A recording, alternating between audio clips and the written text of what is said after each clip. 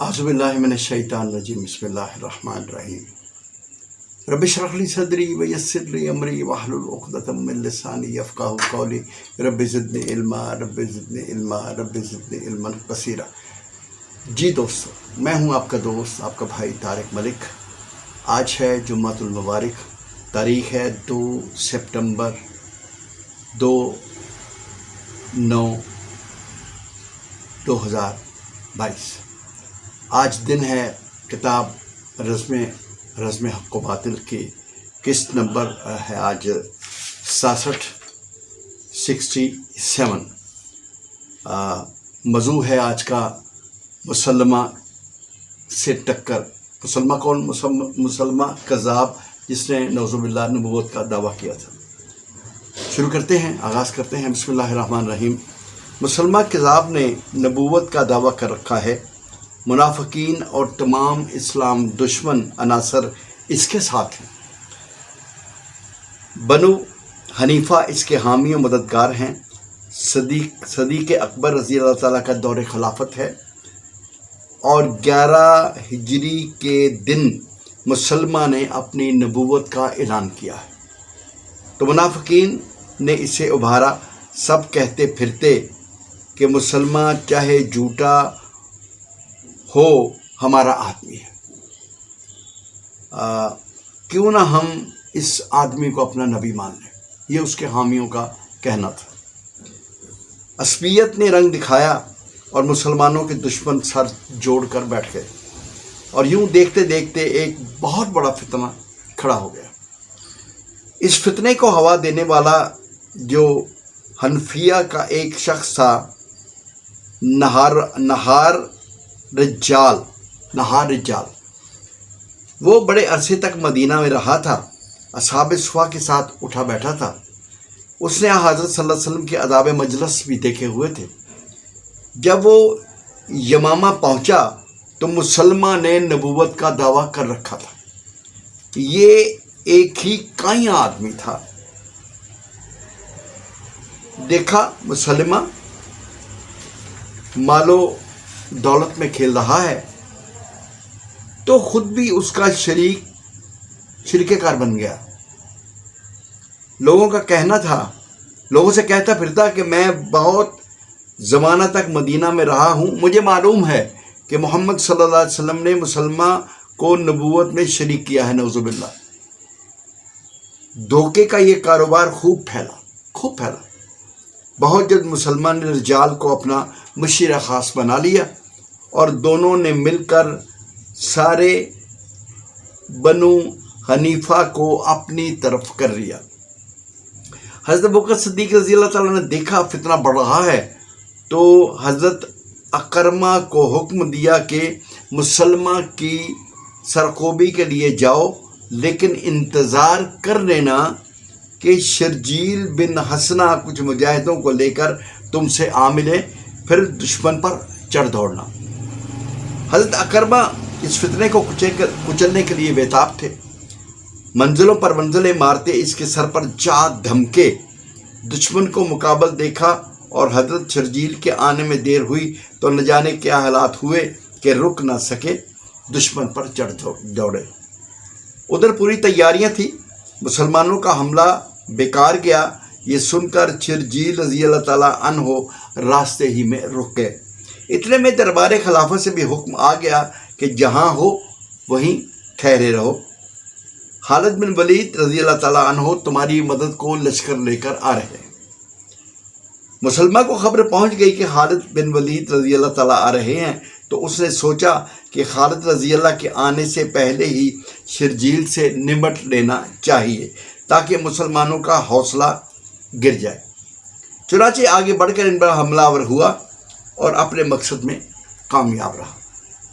हज़रत खालिद रज़ी अल्लाह ताला अन्हो बनी तमीम की मुहिम से फारिग हुए ही थे कि दरबार खिलाफत से हुक्म मिला कि सीधे यमामा जाओ और मुसलमा के फितने को जड़ से काट दो, मिटा डालो। यमामा की आखिरी बस्ती अकरबा के आगे वादी रियाज में दोनों फौजें एक दूसरे के मुकाबल आ गईं। मुसलमान के पास 40,000 का लश्कर है 40,000 کا لشکر عام طور پر مشہور ہے کہ یہ بڑی تربیت یافتہ فوج ہے اور اس کے پاس خوب ساز و سامان بھی ہے۔ مکرمہ اور شدیل سے لڑ کر مرتدوں کے حوصلے بلند ہو گئے۔ رجال اور مسلمہ سمجھتے ہیں کہ یہ آخری داؤ ہے، اس لیے ہر طرح تیار ہیں۔ دونوں حریف ایک دوسرے کو تول رہے تھے، صفیں درست ہو رہی تھی، رجز پڑے جا رہے تھے کہ لیجیے لڑائی چھڑ گئی اور دونوں فوجیں ایک دوسرے پر ٹوٹ پڑی۔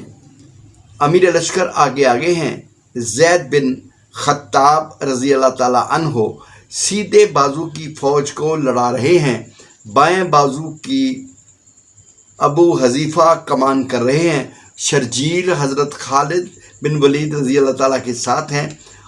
یہ مارکہ بدر کے بہت سے جگردار بھی آئے، اس مارکہ میں بدر کے بہت سے جگردار بھی آئے۔ ایسے جلیل و قدر صحابہ بھی موجود ہیں جنہوں نے حضرت صلی اللہ علیہ وسلم کے زمانے میں برابر جنگوں میں حصہ لیا تھا۔ جو دن گزرتا گیا مقابلے کی شدت بھی بڑھتی گئی۔ کوئی نہیں کہہ سکتا تھا کہ کس کا پلہ بھاری رہے گا۔ اتنے میں مسلمہ قذاب کا لڑکا آگے بڑھا، ابو حنیفہ کو مخاطب کر کے بولا کہ جوان مردو لڑو خوب، آج غیرت کا دن ہے، اپنے نسب کو یاد کرو، اپنی عورتوں کو بچاؤ۔ یہ سننا تھا کہ بنو حنیفہ بڑے جوش سے آگے بڑھے۔ محکم نے میمنے کو آگے بڑھایا، رجال نے میسرے کو، اور اب بنو حنیفہ نے مسلمانوں کو پیچھے ہٹانا شروع کر دیا تو ان کے پڑاؤ تک آگے بڑھ گئے۔ خیموں کی رسیاں کاٹ دیں، چوب اکھاڑ دیے گئے، جو چیز سامنے آئی اسے تہس تہس کر کے رکھ دیا۔ رجال ہوا کے کندھوں پر اڑتا پھر رہا تھا، کبھی ادھر کبھی ادھر۔ اسے دیکھ کر اس کے آدمیوں کے دل میں اس کے دل بڑھ رہے تھے۔ حضرت زید بن خطاب رضی اللہ تعالیٰ عنہ نے دیکھا کہ دشمن کے حوصلے بڑے ہوئے ہیں تو انہوں نے سوچا اس وقت بچاؤ کی بہترین صورت یہی ہے کہ آگے بڑھ کر حملہ کیا جائے۔ میدان جنگ پر ایک نظر ڈالی، دیکھا رجال بڑا چلا آ رہا ہے تو اسے للکارا، او اللہ کے دشمن، او مرتد۔ رجال بولا، اب یہی میرے بھائی بند ہیں۔ زید نے کہا رضی اللہ تعالیٰ عنہ، اب بھی اپنی گناہوں سے توبہ کر دو۔ رجال نے جواب دیا، اب تو انہی کے ساتھ میرا جینا مرنا ہے۔ رجال نے حضرت زید رضی اللہ تعالیٰ کے تیور دیکھ لیے تھے۔ ہندی ساحت کی تلوار ہاتھ میں تھی، اس کا نرم فولادی پھل چمکایا کہ زید دیکھ لیں۔ وہ دواب وہ جلا تھی کہ آئینہ سا چمکا تھا۔ زید خطاب کے بیٹے فاروق اعظم رضی اللہ تعالیٰ کے بھائی تھے۔ فرمایا کہ اپنی تلوار کی آب دکھاتا ہے، میری جرت ایمانی کی آب و تاب دکھا۔ دونوں سنبھلے آگے بڑھے، انہوں نے نعرہ تکبیر بلند کیا، دونوں کی تلواریں اٹھی، دونوں تڑپیں، لیکن خاک و خون میں تڑپنا رجال کا مقدر بن چکا تھا۔ ایک سپاہی کی ضرب کرتی ہے کار سپاہ۔ بنو حنیفہ نے دیکھا کہ ان کا وزیر، امیر اور مشیر مارا گیا تو بے قابو ہو گئے۔ آندھی کے تیز و تند جھکڑ چل رہے تھے، میدان جنگ گرد و غبار سے اٹ گیا تھا۔ مسلمان سرداروں نے آپس میں مشورہ کرنا چاہا۔ زید چلائے کہ کوئی مشورہ نہیں ہوگا، کوئی گفتگو نہیں، یہ وقت ہے کہ دشمن پر پل پڑو اور بڑھتے چلے جاؤ۔ اب میں یا تو دشمن کو مار بھگاؤں گا یا پھر بارگاہ رب العزت میں پہنچ کر اس جنگ کا حال بتاؤں گا۔ یہ کہہ کر وہ میدان جنگ کی طرف یوں چلے جیسے کمان سے تیر، بے خطا نشانہ، بے خوف تیور کا ورد زباں پر معلوم ہوتا تھا۔ آدمی نہیں، کوئی اللہ کی طاقت ہے جو دشمنوں پر ٹوٹ پڑی، جس نے انہیں دیکھا سہم کے راستے سے ہٹ گیا۔ وہ بڑھتے رہے اور ان کے ساتھ ساتھ اسلامی لشکر بھی بڑھتا رہا۔ ابو حذیفہ، ابو دجانہ، ثابت بن قیس، برا بن مالک، خالد بن ولید رضوان اللہ علیہم اجمعین اپنی اپنی جگہ دادے شجاعت دے رہے تھے کہ دشمن میدان چھوڑ بھاگا۔ جنگ ختم ہوئی تو حضرت عبداللہ بن عمر رضی اللہ تعالیٰ عنہ میدان کارزار سے مدینہ واپس پہنچے۔ باپ سے عرض کی کہ چچا شہید ہو گئے، انا للہ و انا الیہ راجعون۔ لخت جگر میدان جنگ سے لوٹا تھا، باپ نے بیٹے کو گلے نہیں لگایا، کچھ پوچھا تو صرف یہ، زید شہید ہوئے اور تم نے یہ سعادت حاصل کیوں نہ کی؟ دوستو، آج قسط نمبر 67 کا اختتام یہیں پہ کرتے ہیں۔ انشاءاللہ اگلا جمعۃ المبارک اللہ کی توفیق سے قسط نمبر 68 کے ساتھ آپ کے ساتھ حاضر ہوں گا۔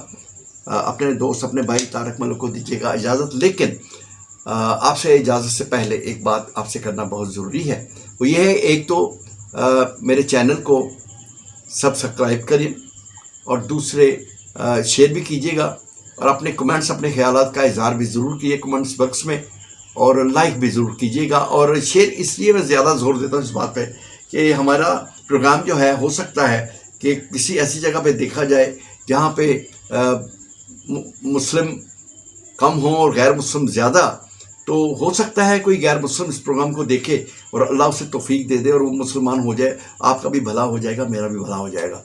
تو اجازت دیجیے، انشاءاللہ تعالیٰ اگلا جمعۃ المبارک آپ کے سامنے حاضر ہوں گا قسط نمبر 68 کے ساتھ۔ اجازت دیجیے، السلام علیکم ورحمۃ اللہ وبرکاتہ، اللہ حافظ۔